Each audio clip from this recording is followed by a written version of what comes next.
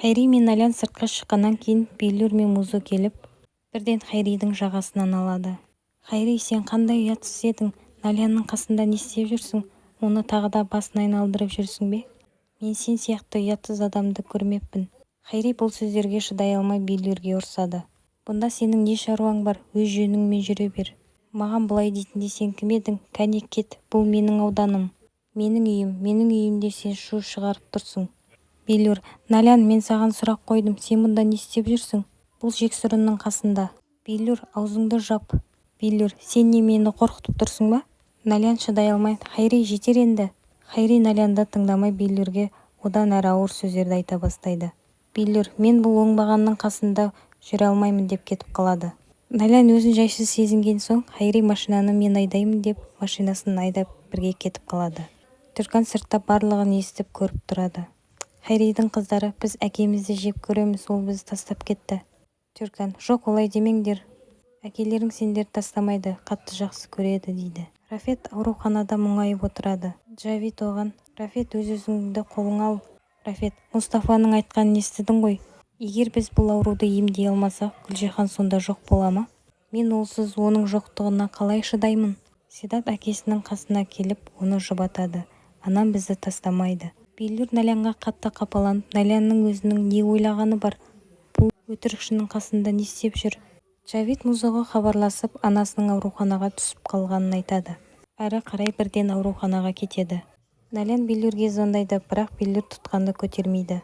Хайри Налянға, сен онымен қалай дос болып жүрсің? Олар Седаттың бар былығын білді. Сонда да олар сенен жасырды. Ал мен бір қателік жасай қалып едім, барлығы қарсы шықты. Налян, ант етейін, мен сені жақсы көремін, біз бірге боламыз. Менің атым Хайри болса, мен бұған сенімдімін, бірге болатынымызға. Музо Биллурды үйге әкеліп тастаған кезде Хайри мен Налян да келеді. Биллур Налянға ренжіп, оған қарамай үйге кіріп кетеді. Налян үйге кірген соң, Биллур, біздің сөйлесуіміз керек. Жоқ, мен сені тыңдағым келмейді. Сен Хайридің әйелі мен оның отбасының қасында не істеп жүрсің? Налян, олар менен көмек сұрады. Егер мен келмесем, Хайри оларды тастап кетемін депті. Неге маған сенбейсіңдер? Ант етейін, Хайри мен арамызда енді еш нәрсе болмайды. Мен бұл ара қатынасты тоқтатқанмын. Биллур, өтінем, сенші маған. Енді сен де мені тастағалы жатсың ба? Биллур Налянды кешіріп екеуі құшақтасады. Ендігі әрі әлгі Хайриге жоламашы, өтінем сенен. Ол өтірікші. Рафет ауруханада уайым үстінде отырған кезде Селен мен Левент келеді. Анама не болды, Мустафа дәрігер бір нәрсе айтты ма? Олар неге ұзақ тексеріп кетті, әлде бір нәрсе болды ма? Жоқ қызым, уайымдама, апаңның тек қаны аз екен. Сол үшін басы айналып құлады. Уайымдайтын еш нәрсе жоқ. Апаларың қазір есін жиды. Қазір оны палатаға шығарады. Гүлжиханмен қосылып, Селен де палатаға бірге кіріп кетеді. Левент Рафетке, әке, сіздер бізден бір нәрсе жасырып тұрсыздар ма? Неге абыржып тұрсыздар? Седат шыдай алмай апасының ауруы жөнінде айтады. Бұны естіп Музо қатты қамығып қалады. Есіктің ар жағында дүнді барлығын естіп тұрады. Хайри алқынып-жұлқынып үйіне келеді. Түркан Хайриге, саған кешкі ас әзірлейін. Қайдағы кешкі ас? Сен ажырасу құжаттарына қол қоюың керек. Мен барлығын дайындап қойдым. Тек саусақ ізіңді қойсаң болды. Түркан, Налян үйге келді ғой.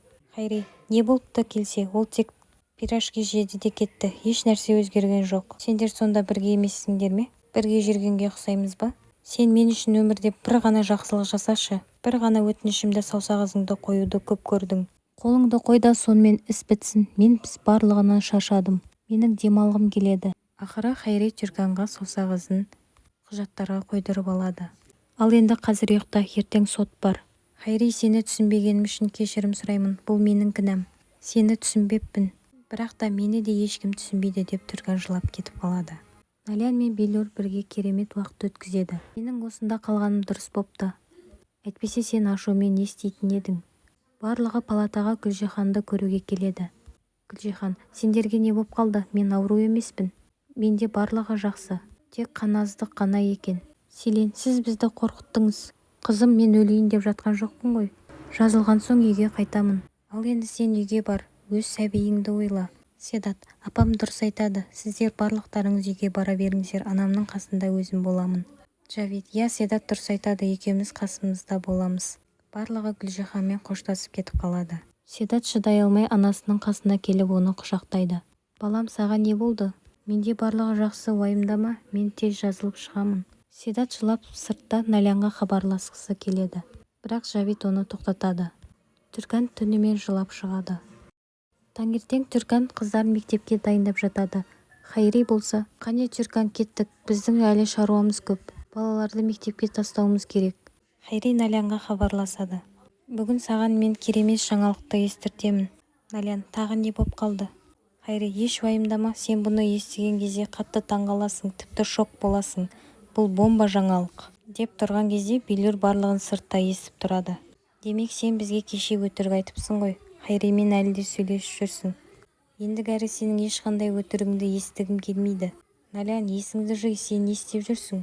Налян, барлығы сендер ойлағандай емес. Түркан көршісіне келіп бүгін ажырасатынын айтады. Өтінемін, Налянға хабарласыңызшы, ол бізге көмектеседі. Көршісі, егер көмектесетін болса, ол кеше көмектесер еді. Түркан, біздің одан басқа амалымыз жоқ деп тұрған кезде, Хайри, Түркан, кеттік, не істеп жүрсің деп айқайлайды. Хафиза Налянның бөлмесіне келеді. Неге сендер маған сенбейсіңдер? Хайри тек көлігімді бергенім үшін рахмет айтты. Бары сол, басқа еш нәрсе айтпадық. Хафиза, мен ол үшін емес, саған басқа бір затты тастауға келдім. Налян, бұл тағы не? Бұл анаңның өлер алдында жазған хаты еді. Сәті келгенде бер деген еді. Соның бүгін сәті келген сияқты. Налян хатты ашып оқиды. Хатта: қызым, мен сені қинасам да сені өте қатты жақсы көремін. Анаңның қателігін жасамауыңды тіледім. Әлгі Хайри оңбағаннан аулақ жүргеніңді қалаймын. Ол маған бір көргенде ұнамады. Налян хатты оқып мұңайып жатып қалады. Седат Налянға хабарласып жылайды. Не боп қалды, Седат? Седат, анам бізді тастап кетпекші. Біз қазір ауруханадамыз, оның жағдайы өте нашар. Ол тіпті өліп кетуі де мүмкін. Седат, сен не айтып тұрсың? Мен қазір барамын. Сен келесің бе? Әрине, міндетті түрде барамын деп. Налян ауруханаға жиналып кетеді. Билур мен Музы кездесіп, анаңыздың халі әлі жақсы болып кетеді. Медицина қазір дамыған ғой. Қолдан келгеннің барлығын жасайды. Үмітіңізді үзбеңіз деп оны қолдайды. Музы Налянның жағдайы қалай дейді. Кеше ол Хайримен арамызда еш нәрсе жоқ деп ант су ішті. Ал таңертең ол онымен сөйлесіп тұр. Шынымен де біз оларға еш нәрсе жасай алмайды екенбіз. Түркан мен Хайри сот залына келеді. Түркан балаларының айтқан сөзін есіне алып ойға батып кетеді. Судья Хайриге: сіз әйеліңізбен ажырасасыз ба? Хайри иә деп жауап береді. Судья Түрканнан қайта сұрайды. Амалсыздан ол да ажырасуға келісім береді. Шешімді таңертең айтам деп судья кетіп қалады. Налян Гүлжиханның жанына келіп: Седат маған хабарласқан кезде мен қатты шошып кеттім. Уайымдама сұлу қызым, менде барлығы жақсы.